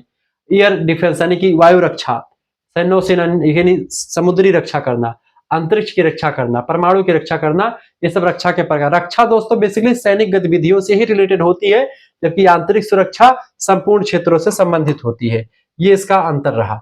अब दोस्तों थोड़ा सा सुरक्षा और रक्षा में क्या डिफरेंस है इसको समझते हैं यहां से। ठीक है, रक्षा और सुरक्षा में अंतर। सुरक्षा। सुरक्षा दोस्तों खतरों और अनिश्चितताओं से सुरक्षित रहने की स्थिति होती है, जबकि रक्षा शत्रुओं के आक्रमण से राष्ट्र की रक्षा के लिए सैन्य शक्ति के प्रयोग को रक्षा कहते हैं। और ये किसी भी प्रकार के खतरों के लिए, हमेशा साइबर हमला हुआ तो उसके लिए भी सुरक्षा ही तैयार है। स्वरूप। सुरक्षा का स्वरूप व्यापक और बहुआयामी होता है। इसमें राजनीतिक सुरक्षा, आर्थिक सुरक्षा, सामाजिक सुरक्षा, पर्यावरण की सुरक्षा, सारी सुरक्षाएं शामिल होती है। वहीं पर डिफेंस यानी रक्षा में केवल सैनिक और सैन्य साधनों तक ही सीमित होता है। ये केवल सेना तक ही रक्षा डिफेंस होता है। डिफेंस में अपनी रक्षा के लिए किया जाता है सेनाओं के अकॉर्डिंग। क्षेत्र। अगर सुरक्षा की बात की तो राष्ट्र के अंदर और बाहर दोनों क्षेत्रों में लागू होता है सुरक्षा के नियम, जबकि जो रक्षा होती है ये बाह्य शत्रु से अपनी रक्षा करने पर ही केंद्रित होता है। उद्देश्य दोनों का अलग अलग है, जैसे कि सुरक्षा राष्ट्र के सर्वांगीण विकास कर सर्वांगीण हितों की सुरक्षा करती है, जबकि रक्षा राष्ट्र की संप्रभुता, सीमाओं और नागरिकों की ही रक्षा करती है। वहीं पर सुरक्षा कूटनीति, आर्थिक नीति, कानून व्यवस्था, खुफिया तंत्र और सामाजिक एकता, इन सभी को ध्यान में रखती है और इन सभी इसके अंतर्गत आते हैं। जबकि रक्षा में केवल सैन्य बल, हथियार, युद्ध की तैयारी, सीमा की सुरक्षा करना हो गया अपने, इन्हीं सब पर फोकस करती है। ठीक है। प्रकृति की अगर बात की, प्रकृति में भी डिफरेंस है दोस्तों। प्रकृति नेचर दोनों का अलग अलग है। ये सुरक्षा निवारक और सतत प्रक्रिया हमेशा चलती रहती है, हमेशा सुरक्षा की इंपॉर्टेंस ही पड़ती है।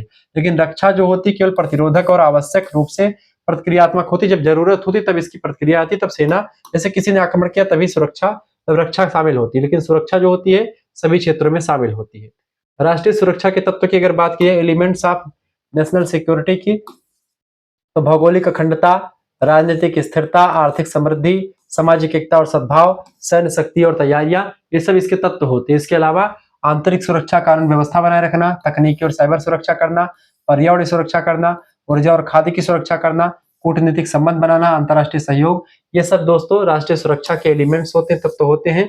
इन चीजों को आपने समझ लिया। ये बहुत ही बारीकी के साथ मैंने चीजों को समझाने का प्रयास किया है। अब प्राचीन भारतीय युद्ध और रक्षा की जो रणनीतियां हैं उनको समझने का थोड़ा सा हम प्रयास करते हैं। बहुत ही बारीकी के साथ चीजों को आपको समझाने का प्रयास हम करेंगे और हम इसको समझते हुए आगे बढ़ेंगे। आगे बढ़ते हैं। अब हम समझते हैं दोस्तों कि प्राचीन भारतीय युद्ध और रक्षा की जो रणनीतियां हैं वो क्या होती थी। पहले प्राचीन भारत की मैं बात कर रहा हूं, ये चीजें आपको समझनी पड़ेंगी। आपने देखा होगा दोस्तों, बहुत सारे जो है चैप्टर्स आपके प्रथम यूनिट में थे, सभी को मैं समझा रहा हूँ बेसिकली। प्राचीन भारतीय युद्ध और रक्षा की रणनीतियों को समझते हैं। देखिए महाभारत काल में कैसे युद्ध होती थी। महाभारत काल में युद्ध धर्म युद्ध की संकल्पना पर आधारित था। ठीक है। धर्म युद्ध की तरफ से युधिष्ठिर, पांचों भाई वो थे, और भगवान श्री कृष्ण अर्जुन का रथ जो है के सारथी थे, तो ये धर्म युद्ध था। उधर कुरुक्षेत्र और धर्म क्षेत्र, कुरुक्षेत्र संवेता योत्सवा माम का पांडवस पुत्रा किम कुर्वन्त संजय। संजय से धृतराष्ट्र पूछते हैं पहले अध्याय में गीता के, तो भगवान श्री कृष्ण जो है वो एक प्रकार से इस युद्ध में भी शामिल थे। तो महाभारत का युद्ध धर्म युद्ध था। ठीक है।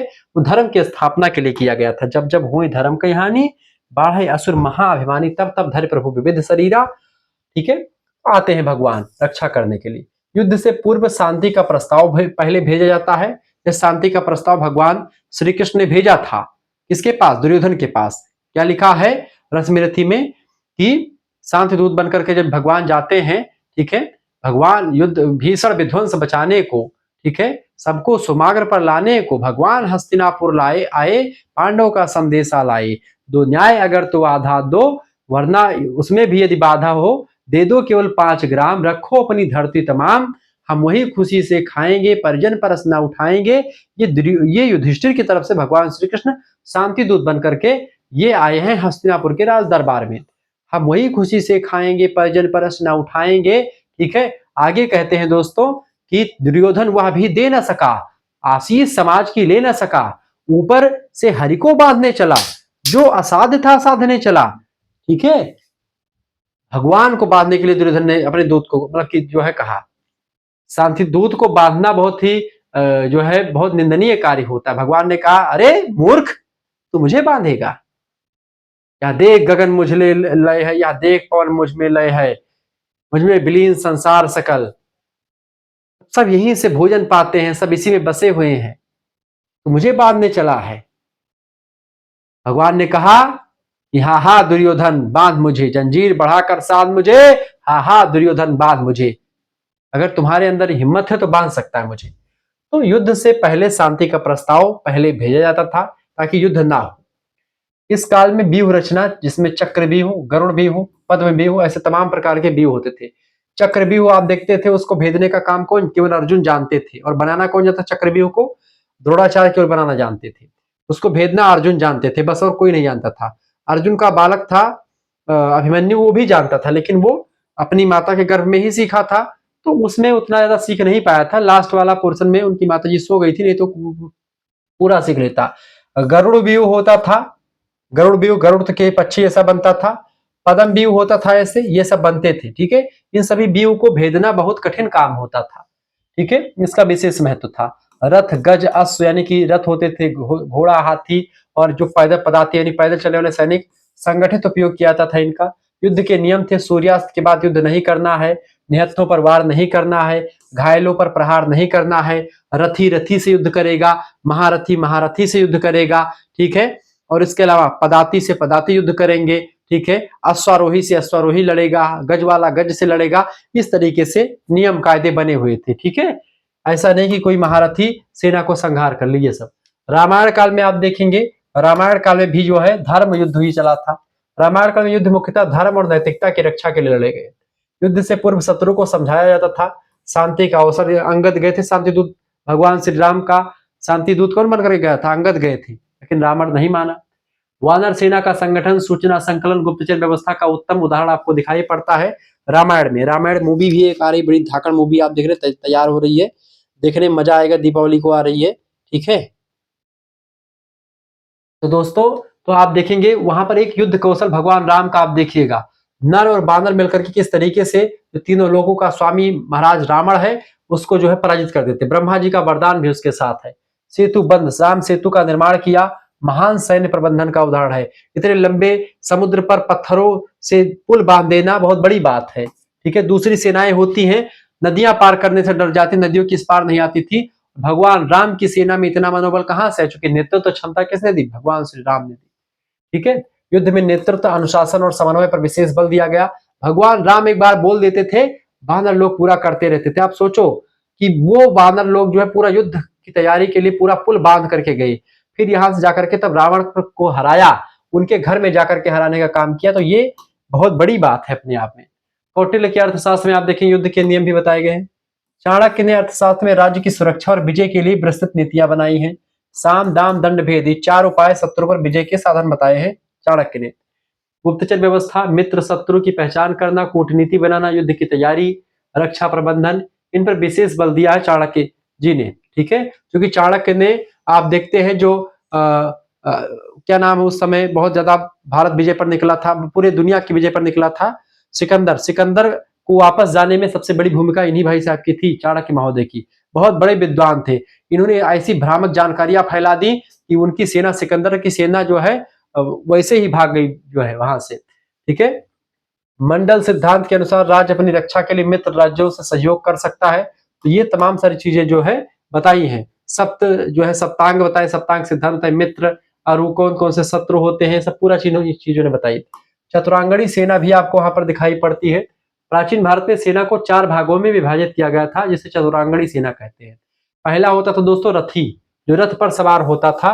रथों पर सवार योद्धा को युद्ध में आक्रमण और नेतृत्व करते थे, उनको रथी कहते थे। ठीक है, प्रतीक चिन्ह ये होता था, रथ पर बैठते थे, झंडा लगा रहता था, वो राजा महाराजा बड़े बड़े वीर योद्धा उसी पर रहते थे। गज पर जो है हाथियों की टुकड़ी, जो शत्रु की पंक्ति तोड़ने और भय उत्पन्न करने के लिए उपयोगी होती थी। तो ये हाथी पर जो है बढ़िया ऊपर उसके बैठने के लिए बनाया जाता था, उसी पर बैठ करके कम से कम 20-25 हाथी, 40 हाथी का धागा चलता था ऐसे, जो शत्रु में भय पैदा करता था। इसके साथ ही साथ में आप देखेंगे अश्वारोही होते थे, यानी घुड़सवार। घुड़सवार लोग भी काफी बढ़िया काम करते थे युद्ध में। ठीक है, ये घुड़सवार सेना जो तीव्र गति से आक्रमण करती थी, पीछा करती थी शत्रुओं का, और संदेश पहुंचाने का काम भी अश्वारोही करते थे। ये आप देख सकते हैं चित्र में। ठीक है, ऐसे ही पदाती होते थे। पदाती पैदल सैनिक होते थे, जो युद्ध की मुख्य शक्ति होते थे और सभी कार्यों में सहयोग देते थे। ये होते थे पदाती, यानी कि ये आमने सामने का युद्ध यही लड़ते थे, नीचे पृथ्वी पर, जमीन पर। ठीक है, वो तलवारबाजी से हो, भाला से हो, किसी से भी हो। चतुरांगणी सेना इसी को कहते हैं। भगवान श्री कृष्ण की एक तरफ चतुरांगणी सेना थी, एक तरफ भगवान श्री कृष्ण थे जो निहत्थे थे। अर्जुन ने भगवान श्री कृष्ण को चुना था, और दुर्योधन ने किसको चुना था, दुर्योधन ने चतुरांगणी सेना को चुना था। चतुरांगणी सेना में रथी, अश्वारोही, गजरोही और पदाती, ये 4 लोग शामिल होते थे।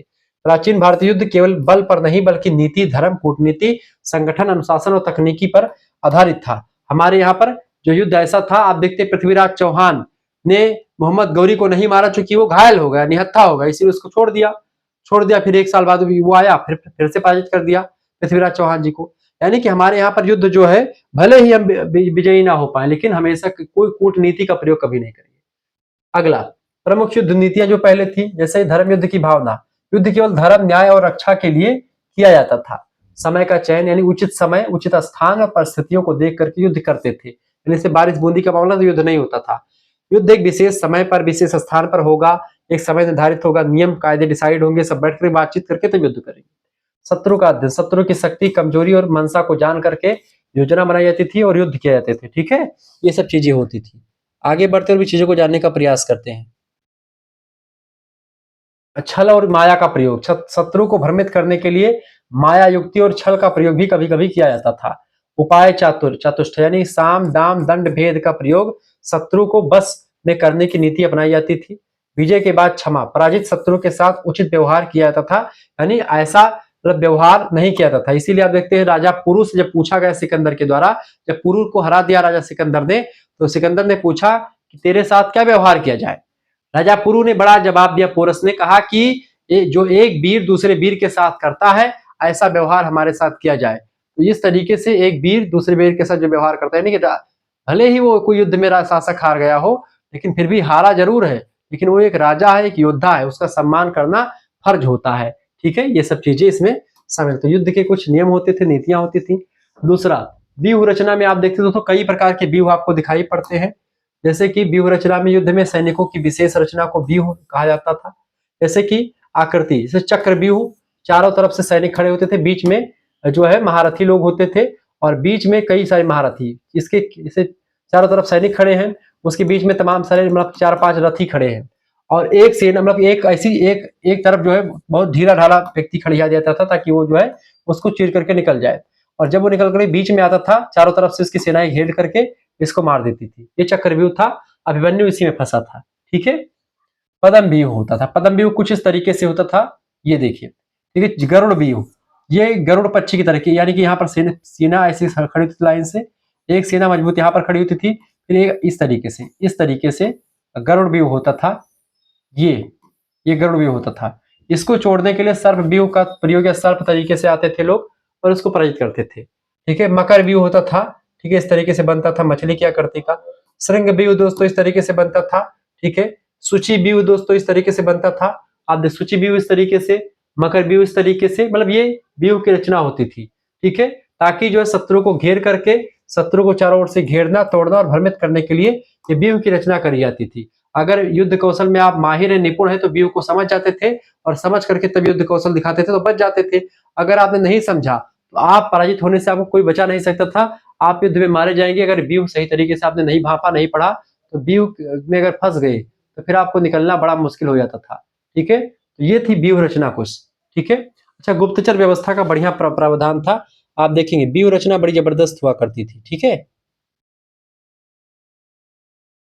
व्यूह रचना अगर आप देखेंगे दोस्तों तो गुप्तचर व्यवस्था, इंटेलिजेंस सिस्टम, कौटिल्य के अनुसार गुप्तचर राज्य की आंखें और कान होते हैं और गुप्तचर से ही सारी सूचना पहले एकत्र की जाती है। ये सब चीजें, गुप्तचर विभिन्न वेशभूषा में शत्रु राज्य, सेना, प्रजा और मंत्रियों की जानकारी एकत्र करते थे, जिससे हमको रणनीति बनाने में सहायता मिलती है। स्थानीय गुप्तचर, संचारक गुप्तचर, वैदेशिक गुप्तचर, तमाम प्रकार के गुप्तचर होते थे। कुछ स्थान विशेष की जानकारी देते थे, कुछ जो है संचार यानी कि कम्युनिकेशन के लिए अलग अलग देशों से सूचना लाते थे, कुछ विदेशों के लिए होते थे। गुप्त सूचना के आधार पर ही युद्ध और संधि, आक्रमण, प्रतिरक्षा का निर्णय लिया जाता था कि भाई शत्रु के मन में क्या चल रहा है, शत्रु डरा हुआ है या नहीं डरा हुआ है, शत्रु की सेना में कौन कौन लोग हैं, कितने लोग कैसे हैं, कितने बलशाली हैं, कितनी सेना है, कितने तोपे हैं, इन सभी की जानकारी जो होती थी गुप्तचर लोग इकट्ठा करके बताते थे। उसी आधार पर रणनीति बनाई जाती थी।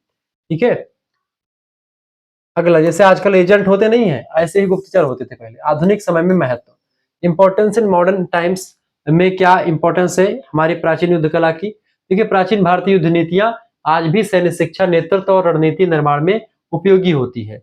वहीं पर व्यूह रचना और योजनाबद्ध युद्ध आज के युद्धक अभियानों में भी महत्वपूर्ण है। गुप्तचर प्रणाली आज के इंटेलिजेंस एजेंसियों की आधारशिला के रूप में काम करती हैं। धर्म युद्ध की भावना और नैतिकता अंतरराष्ट्रीय कानून और मानवाधिकार की नींव है। साम दाम दंड भेद की नीति आज भी कूटनीति और विदेश नीति में प्रयुक्त होती है। इस तरीके से आप देखेंगे सब कुछ जो प्राचीन भारत में होता था वो आज की सेना में भी आपको मौजूद मिलेगा और बहुत सारी जानकारी आपको मिलती रहती है। प्राचीन भारतीय युद्ध और रक्षा की रणनीतियां अत्यंत वैज्ञानिक, व्यवहारिक और दूरदर्शी थी। इनकी मूल भावना धर्म, नीति, बुद्धि और संगठन पर आधारित हुआ करती थी, जो आज भी प्रासंगिक है। अब दोस्तों हम 20 ऑब्जेक्टिव क्वेश्चंस को देखेंगे जो आपकी परीक्षा के लिए बहुत ही जरूरी है, बहुत ही उपयोगी है। ठीक है, आप समझने का प्रयास करते हैं। पहला, एक चीज आपको समझ बताने से पहले आपको बता दो कि 20 क्वेश्चन को समझने से पहले आपको अगर प्रैक्टिस सेट लेनी, मतलब कि प्रैक्टिस सेट लेना है, ऑब्जेक्टिव का, लिखित का, किसी भी टाइप का, सभी यूनिट के पीडीएफ नोट्स प्राप्त करने हैं, आप एसएमएस कर दीजिएगा 9984 039 139 पर। आप व्हाट्सएप पर एसएमएस कर दीजिएगा। क्या एसएमएस करेंगे? आपको अपना नाम एसएमएस कर देना दोस्तों, अपनी यूनिवर्सिटी का नाम एसएमएस कर देना है, ठीक है, अपने सब्जेक्ट का नाम एसएमएस कर देना है और आप किस सेमेस्टर में अपने सेमेस्टर का नाम लेकर के भेज देना है। फर्स्ट सेमेस्टर की फीस मात्र 100 रुपए रखी गई है। इसी 100 रुपए फीस में दोस्तों आपको सब कुछ मिलने वाला है। ठीक है, जैसे आप व्हाट्सएप पर एसएमएस करेंगे आपके पास से क्यूआर कोड स्कैनर भेजा जाएगा, उसी पर आपको मात्र 100 रुपए फीस जमा कर देने हैं। इसी 100 रुपए फीस में दोस्तों आपके जो है मिलिट्री साइंस के, सैन्य विज्ञान के इकाई 1 से लेकर के इकाई 8 तक के सभी नोट्स आपको मिल जाएंगे।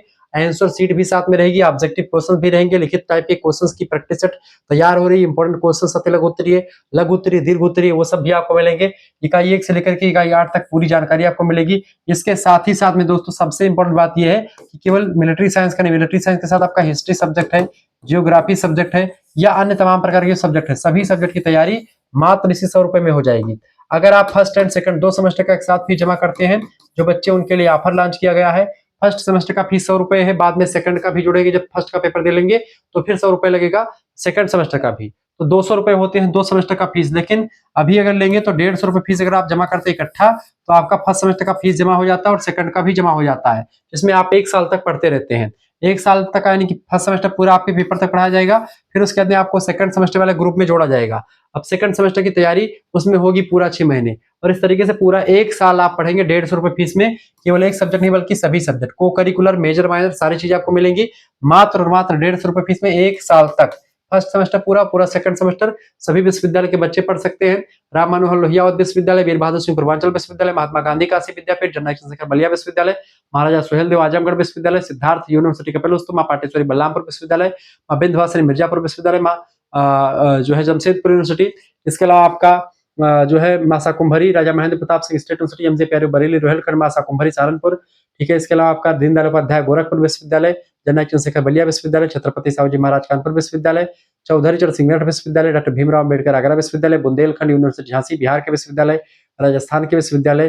तो इन सभी के लिए इंपॉर्टेंट है। इसके साथ ही साथ में आप अगर और भी चीजें पढ़ना चाहते हैं, जैसे आपका प्रोफेसर रज्जू भैया लखनऊ विश्वविद्यालय, तमाम सारे बच्चों के लिए उपयोगी है। तुरंत एसएमएस कर, देर मत कीजिए। या फीस आप खुद भी जमा कर सकते हैं, कोई दूसरा भी जमा कर सकता है। गर्ल्स ग्रुप, बॉयज ग्रुप अलग अलग है, कोई दिक्कत की बात नहीं, सारी जानकारी आपको मिलेगी। अब हम सब चर्चा करते हैं 20 ऑब्जेक्टिव क्वेश्चंस, तीव्र गति से जानने का प्रयास करते हैं। पहला क्वेश्चन से युद्ध की मूल अवधारणाओं में से कौन सा तत्व सर्वोपरि है, बताएंगे। फटाफट से आप बताने का प्रयास करेंगे दोस्तों, सभी लोग बताने का प्रयास करेंगे। क्लियर? वीडियो को शेयर कर दीजिएगा और लाइक करने का प्रयास कीजिएगा। सभी लोग बताने का प्रयास करेंगे इसकी करेक्ट आंसर क्या हो जाएगा।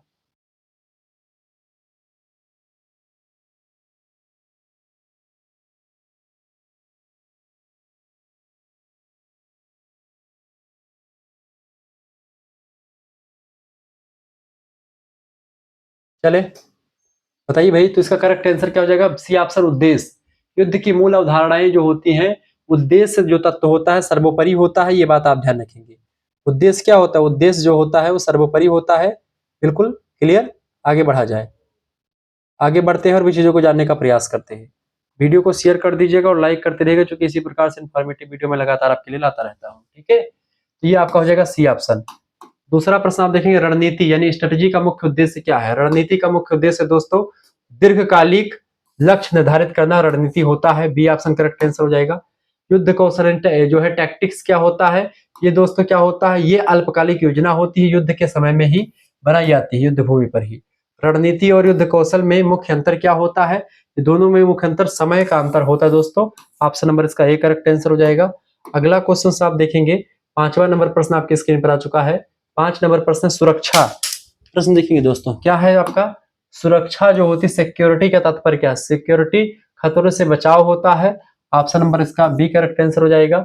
रक्षा डिफेंस का मुख्य उद्देश्य क्या होता है? शत्रु को रोकना। शत्रु को रोकना ये जो है रक्षा होती है, और जो है खतरों से बचाव करना, कोई भी खतरा हो सुरक्षा होती है। सुरक्षा बड़ी होती है, व्यापक होती है, और रक्षा जो है उसी के अंतर्गत आती है सुरक्षा। सुरक्षा के कौन कौन से प्रकार का संबंध राज्य के बाहरी खतरों से होता है? तो बाह्य सुरक्षा, बी ऑप्शन करेक्ट आंसर हो जाएगा। रक्षा के किस प्रकार के में वायु शक्ति का विशेष स्थान होता है? तो वायु रक्षा में, ठीक है, ऑप्शन नंबर इसका बी करेक्ट आंसर हो जाएगा। इसमें वायुसेना का वायु शक्ति का प्रयोग होता है। 9 नंबर क्वेश्चन आपका आ चुका है। राष्ट्रीय सुरक्षा के लिए कौन सा तत्व अत्यंत महत्वपूर्ण है? इसका करेक्ट आंसर क्या हो जाएगा? आर्थिक शक्ति, राजनीतिक स्थिरता, सैन्य शक्ति। उपरोक्त सभी इसका करेक्ट आंसर हो जाएगा। राष्ट्रीय सुरक्षा के लिए ये सभी तत्व जो है बहुत जरूरी है। 10वां प्रश्न, प्राचीन भारतीय सेना को किस नाम से जाना जाता था? दोस्तों चतुरांगणी सेना कहते थे उसको, ठीक है। अक्षौहिणी सेना होती थी, लेकिन चतुरांगणी सेना जो होती थी उसमें चारों चीजें शामिल होती थी, ठीक है। ये बात ध्यान दें। 11 नंबर क्वेश्चन आपकी स्क्रीन पर आ चुका है, फटाफट से आप देखने का प्रयास करेंगे। 11 नंबर क्वेश्चन आपका आ चुका है। चतुरंगणी सेना में कितने अंग होते हैं? तो 4 अंग होते थे, ठीक है। अश्वारोही, रथी, ठीक है, और इसके अलावा गजारोही और पदाती। चतुरांगणी सेना के 4 अंग कौन कौन से हैं?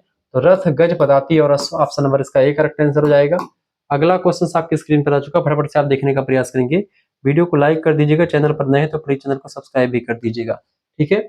महाभारत काल में न्याय और युद्ध का मार्गदर्शन किसने दिया? तो इसमें भगवान श्री कृष्ण ने दिया था न्याय और युद्ध का मार्गदर्शन, गीता में, बी ऑप्शन करेक्ट आंसर हो जाएगा। रामायण काल में बानर सेना का नेतृत्व किसने किया था? तो बानर सेना का मुखिया था सुग्रीव। ऑप्शन नंबर इसका ए करेक्ट आंसर हो जाएगा। 15 नंबर क्वेश्चन से, कौटिल्य के अर्थशास्त्र में किसकी महत्ता पर सबसे अधिक बल दिया गया है? दंड की अधिकता में, मतलब दंड को वह महत्व बताया गया है कौटिल्य के अर्थशास्त्र में। 16 नंबर प्रश्न, अर्थशास्त्र के रचयिता कौन थे? तो कौटिल्य यानी अर्थशास्त्र के रचयिता विष्णुगुप्त यानी चाणक्य यानी कौटिल्य ही थे। तीनों नाम उन्हीं के हैं। अर्थशास्त्र में किसे मंडल सिद्धांत कहा गया है? तो मंडल सिद्धांत दोस्तों शत्रु राष्ट्रों से संबंध की नीति को लेकर के मंडल सिद्धांत बनाए गए हैं, ठीक है।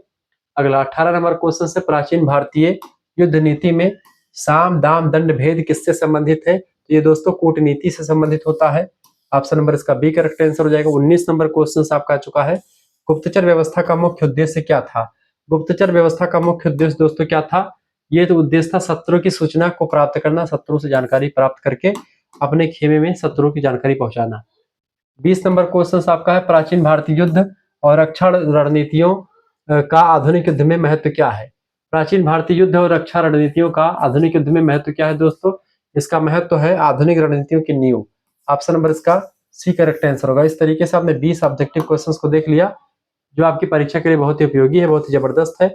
को करिकुलर मास्टर चैनल आप सब्सक्राइब कर लीजिएगा, और शुक्ला स्टडी पॉइंट को भी सब्सक्राइब कर लीजिएगा, बीए करिकुलर चैनल को भी सब्सक्राइब कर लीजिएगा। मिलते हैं फिर नेक्स्ट वीडियो में, तब तक के लिए जय हिंद, जय भारत। आप सभी का बहुत बहुत धन्यवाद। हमारे साथ जुड़ने के लिए इसी प्रकार से अपना प्यार दुलार हमेशा बनाए रखेंगे। वीडियो को लाइक कर दीजिएगा, चैनल पर नए हैं तो प्लीज चैनल को सब्सक्राइब कर दीजिएगा। बहुत बहुत धन्यवाद आप सभी का, ठीक है। अब यहाँ पर एक चीज है कि भाई अगर आपको जुड़ना है तो आप जुड़ सकते हैं, तुरंत एसएमएस कीजिए, देर मत कीजिएगा। एसएमएस करना है आपको कहाँ पर? तुरंत जुड़ने के लिए आप तुरंत एसएमएस कीजिए, देर मत कीजिए, ठीक है। क्योंकि इतना देर करेंगे आप ही का जो है घाटा होने वाला है। 9984 039 139 पर एसएमएस करेंगे। 8 इकाइयों के नोट्स इस तरीके से, जैसे इकाई संख्या 1 के मैंने बनाए हैं, ऐसे ही आपके बने हुए तुरंत व्हाट्सएप पर एसएमएस करें। गुरुजी हमको कोर्स ज्वाइन करना है। फर्स्ट सेमेस्टर का फीस दोस्तों 100 रुपए रखा गया है, ठीक है, 6 महीने तक के लिए। और फर्स्ट एंड सेकंड 2 सेमेस्टर एक साथ फीस जमा करेंगे, पेपर तक बेसिकली पढ़ाया जाएगा। फर्स्ट एंड सेकंड दोनों सेमेस्टर का फीस 150 रुपए है दोस्तों। यहाँ पर सबसे इंपॉर्टेंट बात है कि वीडियो लेक्चर्स आपको यूट्यूब पर मिल जाएंगे, कोई एप्लीकेशन डाउनलोड करने की आवश्यकता नहीं है, सब कुछ इकट्ठा मिलेगा व्हाट्सएप ग्रुप में ही। पीडीएफ नोट्स सभी का आपको मिलेगा, पूरा आपको किताब या सीरीज लेने की आवश्यकता नहीं पड़ेगी। इसके लिए कोर्स आपके लिए व्यवस्था किया गया है, ये बात आप ध्यान रखिए। तो पीडीएफ इकाई 1 से लेकर इकाई 8 तक केवल सैन्य विज्ञान का नहीं बल्कि सभी सब्जेक्ट आपको मिलेगा, ये बात आप ध्यान रखेंगे, ठीक है। आगे बढ़ते हुए चीजों को जानने का प्रयास करते, वीडियो को शेयर कर दीजिएगा, लाइक कर दीजिएगा, और सभी दोस्तों को अपने बता दीजिए कि कोर्स में जुड़ जाए, ठीक है, फटाफट से। धन्यवाद, मिलते हैं फिर नेक्स्ट वीडियो। बहुत बहुत धन्यवाद।